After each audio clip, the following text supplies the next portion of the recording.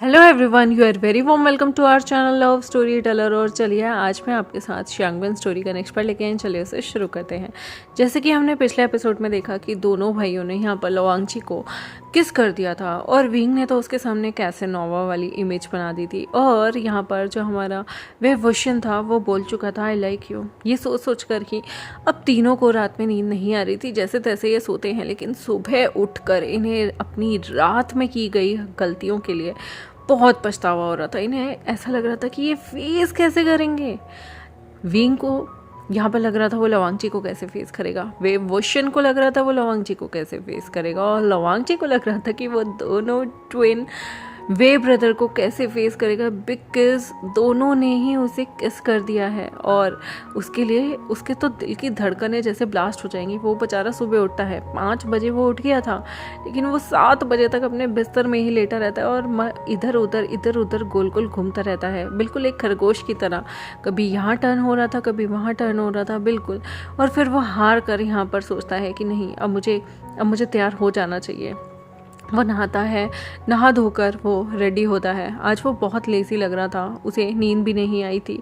उसका थोड़ा सा वो एनर्जेटिक भी नहीं था। वो धीरे धीरे स्लोमो में तैयार व्यार होकर नीचे जाता है। वो प्रॉपर तैयार हो चुका था, बैग ले आ चुका था, और वो मन में सोचा था कि आज वो पैदल ही अपने कॉलेज के लिए निकल जाएगा, क्योंकि वो बिल्कुल फेस नहीं करना चाहता था। लेकिन जब वो नीचे जाता है तो देखता है कि दोनों के दोनों जो भाई हैं ना, वो आज टाइम से पहले आ चुके हैं। और पहली बार विंग भी खाने की टेबल पे बैठा हुआ है, जबकि वो मोस्टली इस टाइम पे सोता रहता था। यहाँ पर दोनों भाई ही उसे देख रहे थे, और लंजा अपनी नज़रें नीचे करके चुपचाप टेबल पे जाता है और बिना कुछ आवाज़ किए खाने लगता है। यहाँ पर दोनों भाई अभी भी उसे देख रहे थे कि आखिर लंजा उन्हें देख क्यों नहीं रहा। लेकिन लंजा को तो समझ में नहीं आ रहा, वो विंग को देखे, वेवोशन को देखे, या उसे बहुत अंदर ही अंदर वो बेचारा इतना ज़्यादा घबराया हुआ था ना, वो क्या करे। वो दोनों को कैसे बोले कि कल रात आप दोनों ने ही मुझे किस कर दिया है, और मुझे तो ये भी नहीं पता कि किसे हाँ बोलो और किसे नहीं। यहाँ पर उसे दोनों ही भाई देख रहे होते हैं तो अचानक से वी चांग से कहते हैं, लवांगची आज तुम इतने लेट कैसे हो गए? तुम्हारी आंखें थोड़ी सूजी सूजी लग रही हैं। बेटा तुम ठीक तो हो?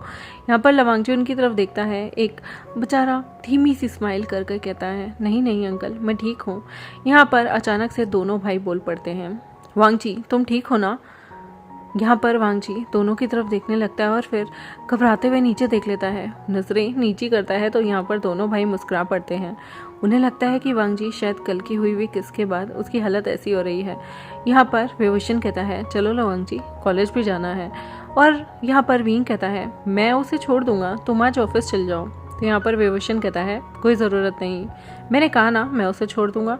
लवांगची यहाँ पर घबराया हुआ था और वो बेचारा कुछ बोल भी नहीं पा रहा था। यहाँ पर अचानक से वी चांग से बोलते हैं, कोई ज़रूरत नहीं, आज मुझे वांगची के कॉलेज में कुछ काम है, मैं वांगची को छोड़ दूंगा, तुम दोनों आज अपने अपने काम को करो, ठीक है। विंग मैं तुम्हें ये बताना चाहता हूँ कि तुम्हें आज वेवोशन के साथ ऑफिस जाना होगा। तुम जानते हो ना, वेवोशन को आज तुम्हारी ज़रूरत है, और वहाँ पर बहुत सारे ऐसे लोग भी आ रहे हैं जो तुम्हारी वर्कशॉप में जो तुम काम करते हो उसे आगे चल के तुम्हें प्रमोट करना है, जैसे कि तुम जानते हो। तो वहाँ पर बहुत सारे लोग तुम्हारी चीज़ों को देखना चाहते हैं। तो तुम दोनों भाई अपनी गाड़ी लो और सीधा का सीधा यहाँ से सीधा निकल जाओ ऑफिस के लिए। यहाँ पर विंग कहता है, बट फादर, उसके फादर कहते हैं, नो आर्ग्यूमेंट्स, तुम आज तैयार हो चुके हो और मैं देख रहा हूँ तुम प्रॉपर अच्छे से तैयार हो, तो चुपचाप जाकर अपने वर्क को आगे बढ़ाओ, समझे। और मैं इस बात पे आर्ग्यू नहीं चाहता, मैं तुम्हें बहुत सारी लीनियंसी देता हूँ, वरना तुम्हारी पॉकेट मनी बंद कर दूंगा।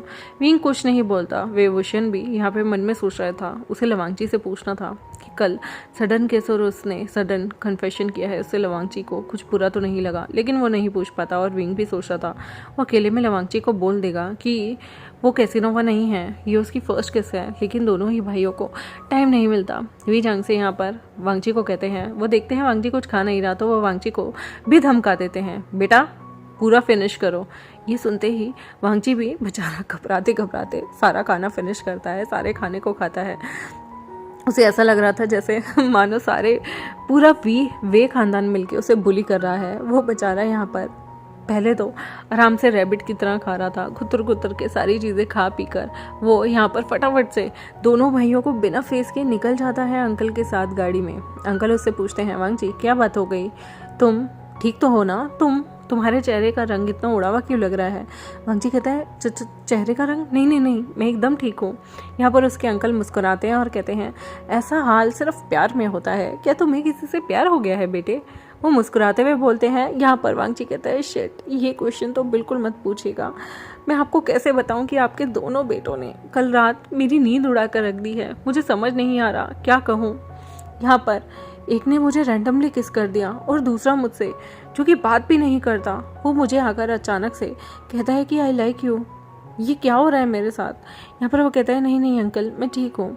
यहाँ पर वांगजी जो है वो बेचारे वी चांग से उसके साथ बहुत ज़्यादा मजाक कर रहे होते हैं और कहते हैं, वांगजी अगर तुम्हें कॉलेज में कोई पसंद आ जाए तो बेटा बेझिझक बोल देना, क्योंकि मैं जानता हूँ ये कच्ची उम्र होती है, इसमें आपको कोई ना कोई पसंद आ ही जाता है। यहाँ पर बेचारा थोड़ा शर्मिंदा होते हुए वांगजी कहता है, नहीं अंकल, ऐसा कुछ भी नहीं है। वो कहता है, ओफो, तुम्हारी उम्र में तुम्हें पता है, मुझे तो तुम्हारी आंटी से प्यार ही हो गया था, और तुम्हारे फादर और तुम्हारी मॉम को भी बहुत पहले से ही एक दूसरे के लिए फीलिंग थी, बट बात यह है कि वो एक्सेप्ट नहीं करते थे। यहाँ पर वांगजी थोड़ा ऑकवर्ड था कि उनके फादर मदर एक टाइम पे अपने टाइम में तो स्टड रह चुके हैं, इस उम्र में उन्हें अपने पार्टनर का पता भी था, और यहाँ पर बेचारा लवांगजी, उसे तो समझ ही नहीं आ रहा, अगर वो हामी भरेगा तो कौन से वाले ट्विन भाई को भरेगा, भीम को या वेवोशन को। अगर उसने बड़े भाई को रिजेक्ट कर दिया, छोटे को चुन लिया जिसके साथ उसकी बॉन्डिंग है, तो भी दिक्कत आ जाएगी। और अगर उसने बड़े भाई को चुन लिया सबका ख्याल रखते हुए, तो छोटे भाई का दिल टूट जाएगा जो हमेशा से उसके साथ फ्रेंडली रहा है। ओह माय गॉड, ये उसके लिए बहुत डिफिकल्ट सिचुएशन थी, उसे तो समझ ही नहीं आ रहा था वो क्या बोले, वो तो फंस गया था। यहाँ पर तो उसे ऐसा लग रहा था जैसे उसका दिल ब्लास्ट हो जाएगा, उसका दिमाग फट जाएगा, ये क्या सिचुएशन आ गई, हे भगवान, उसे कैसी जगह फंसा के रख दिया बेचारा। उसे तो मन में अजीब सा लग रहा था, और ऑलरेडी विंग ने एक स्यापा और डाल दिया था लोगों से लड़कर। उसे ये लग रहा था अब मैं कॉलेज जाऊंगा तब भी मुझे बुली किया जाएगा, क्योंकि यहाँ पर विंग ने एक रात पहले एक सीनियर की अच्छे से ठुकाई की थी, जिसकी वजह से यहाँ पर उसे सारे के सारे अलग अलग निगाहों से देखेंगे। वो चाह रहा वांगजी, उसके लिए तो आज का दिन सबसे ज़्यादा डिफ़िकल्ट था।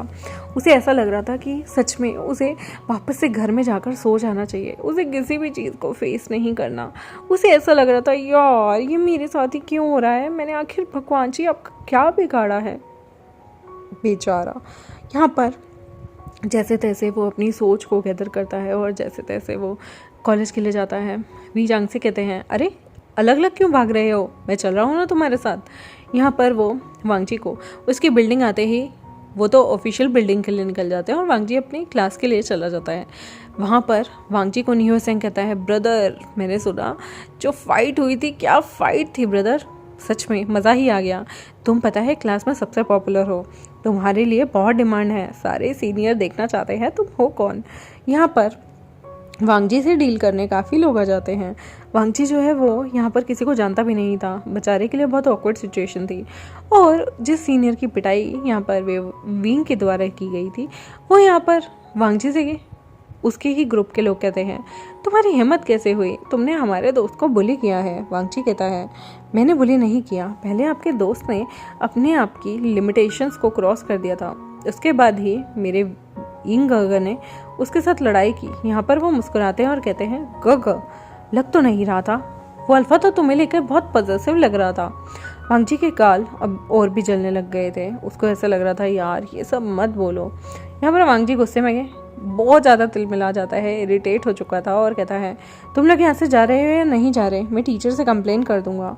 वांगजी की ये बातें सुनकर वो लोग बेचारे चले जाते हैं, क्योंकि वो जानते थे कि वांगजी के पीछे वे ग्रुप की पावर है। और वहाँ पर एक लड़का आके कह देता है कि वे ग्रुप के जो मालिक हैं वे चांग से वो यहाँ पर आए हुए हैं, तो प्लीज़ वांगजी के साथ कोई भी मैस मत करना, वरना उसका परिणाम हम लोगों के लिए डिफरेंट हो सकता है।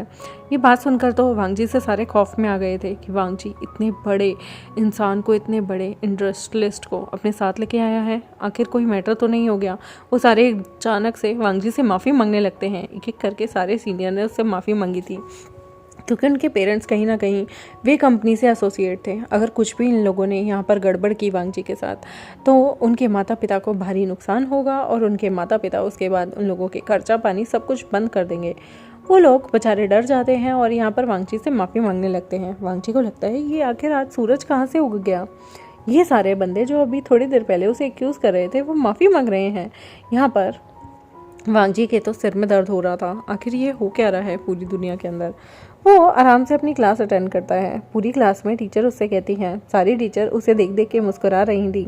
वो जानती हैं कि उनके जो एक टाइम पे फेवरेट रह चुके स्टूडेंट विंग यहाँ पर इस ओमेगा से कहीं ना कहीं एसोसिएट है। एक टीचर तो यहाँ पर वांगजी से कह ही देती है, वांगजी तुम्हारी स्माइल बहुत प्रिटी है, स्माइल रखा करो चेहरे पे।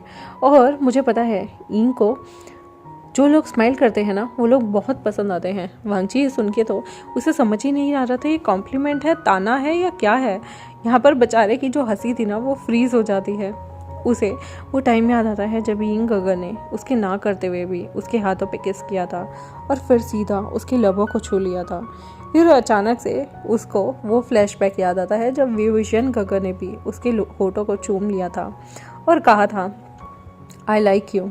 और यहाँ पर ना वो बेचारा उसे बहुत ही ऑकवर्ड सिचुएशन में डाल दिया गया था। वो बेचारा स्माइल करता है और टीचर को कुछ भी नहीं बोल पाता। वो मन में सोचता है शिट ये क्या हो रहा है मुझे, ये सारी दुनिया मुझे उन ट्विन ब्रदर्स के आसपास ही क्यों घुमा रही हैं। क्या ये सारी दुनिया मेरे साथ आज प्रैंक करने के मूड में है। प्लीज़ प्लीज़ भगवान जी आज मेरी थोड़ी मदद कर दो। मुझे बहुत अजीब सा लग रहा है क्योंकि ट्विन ब्रदर्स का नाम आते ही उसके पेट में गुदगुदी होने लगती थी और यहाँ पर उसे ऐसा लगता था जैसे उसकी जितनी भी बॉडी है ना उसके सारे गूस बम्स हो रहे हैं, उसके रोंगटे खड़े हो रहे हैं। वो बेचारा और भी ज़्यादा घबराने लगता था क्योंकि यहाँ पर दोनों पर्वर्ट ब्रदर ऐसा लगता था जैसे दोनों उसे देख के मुस्कुरा रहे हैं और कह रहे हैं वांगजी हम तुम्हें खाना चाहते हैं। और वांगजी को यहाँ पर वो दोनों ही एकदम ईविल डीमन जैसे लग रहे थे इस वक्त। वांगजी जो है वो बेचारा अपने आप को काम करता है। बड़ा मुश्किल था आज उसके लिए क्लास अटेंड करना।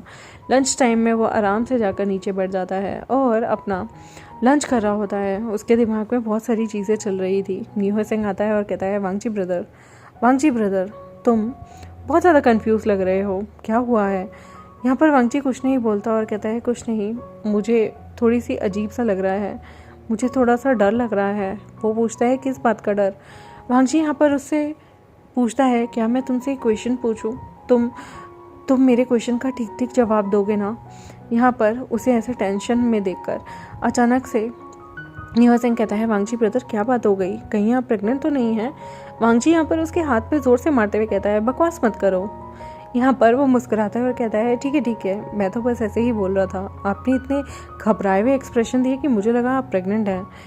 प्रेग्नेंट होते तो मुझे तो थोड़ा डर लग जाता। यहाँ पर वांगजी की ये बात सुनकर ना तो वांगजी को बहुत अजीब लग रहा था। न्यू सिंह ऐसी बातें कैसे कर सकता है। यहाँ पर वो कहता है मुझे आपसे ये पूछना है कि सपोज़ आपके दो फ्रेंड हैं।